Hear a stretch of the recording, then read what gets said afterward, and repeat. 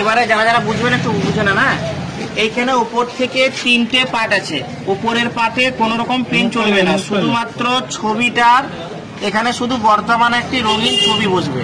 সেই ছবিতে কেউ যদি চশমা পরে থাকেন, চশমা খুলে ছবি তোলাটাই ভালো। আর মুখ কান নাক যেন পরিষ্কার আসে, পাসপোর্ট সাইজের ছবি বললেই হবে। আর ব্যাকগ্রাউন্ডটা মানে ছবির পিছন দিকটা যেন হালকা রঙের হয়, এইটুকুই বাস। এবারে উপরের দিকের যে ফর্মটা আছে, এইদিকে কিছু ফিল আপ নয়, এদিকে প্রশ্ন এদিকে উত্তর।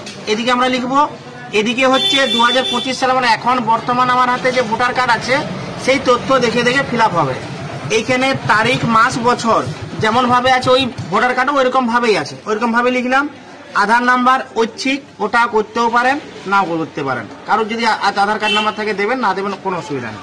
মোবাইল নাম্বার কিন্তু মাস্ট চাই চাই, এবং যেটাতে ফোন ঢুকবে সব সময়ের জন্য সেরকম একটা মোবাইল নিয়ে বাড়ির 4 জন 5 জন 6 জন পর্যন্ত দেওয়া যাবে। এবার হচ্ছে পিতার বা অভিভাবকের নাম, ওখানে যার নাম আছে তার নাম দিতে পারেন বা বাবার নামও দিতে পারেন। এবারে কোনো মেয়ের যদি বিয়ে হয়ে যায়, সে বাপের বাড়ির বাবার নামটা দেবেন, শ্বশুরের নাম হবে না। শ্বশুর বাড়ি শুধুমাত্র স্বামীর নাম হবে, তার জন্য আলাদা ঘর আছে। স্বামী বা স্ত্রীর নাম, যদি তার বিয়ে হয়ে থাকে মেয়ের হলে স্বামীর নাম দেবেন, ছেলে হলে স্ত্রীর নাম দেবেন, এটা কিন্তু লাগবেই বিয়ে হলে, না হলে লাগবে না। আর তার ভোটার কার্ড থাকলে ভোটার কার্ডের নাম্বার লাগবে।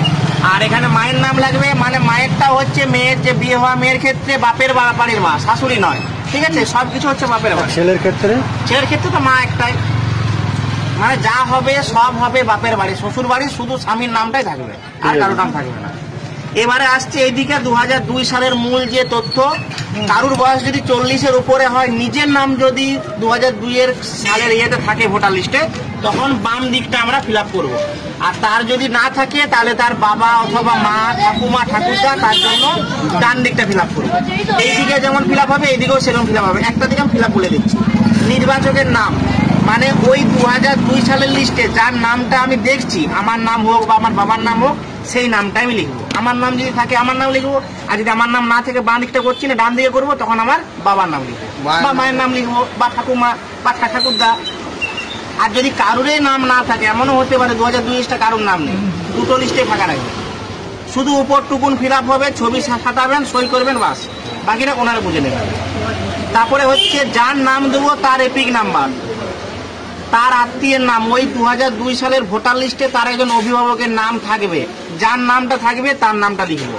এক্ষেত্রে বলে রাখি, অনেকেই আছে ভোটার কার্ডে এখনের হোক বা 2002 হোক ভুল থাকতে পারে, টুকটাক ভুল, যেটা থাকবে সেইটাই লিখবো, ভুল থাকলে ভুলটাই লিখবো। আর যদি এমনও থাকতে পারে যে 2002 ভোটার লিস্টের নাম মানে ভোটার কার্ডের নাম্বারটাই নেই, লিখবো না, এখানে নেই, লেখা আছে এপিক নাম্বার যদি থাকে। অনেকের ফাঁকা আছে, থাকলে দেবেন, না থাকলে দেবেন না, কোনো চাপ নেই। এবার আত্মীয়ের নাম দিয়ে দিলাম। আত্মীয় সম্পর্ক, মানে যার নাম 2002 দিচ্ছি তার সাথে তার যে আত্মীয় আছে, মানে তার যে অভিভাবক আছে, তার সাথে তার কি সম্পর্ক, এখানে আমার কোনো রোল নেই। মানে আমার ধরুন 40 বছর বয়স নয়, আমি এখানে নাম দিচ্ছি আমার বাবার, তাহলে আমার বাবার অভিভাবক হবে আমার ঠাকুরদা, তাহলে বাবার সাথে ঠাকুরদার কি সম্পর্ক সেইটা লিখবো। হয়ে গেল। এবারে জেলা, রাজ্যের নাম, বিধানসভার ক্ষেত্র।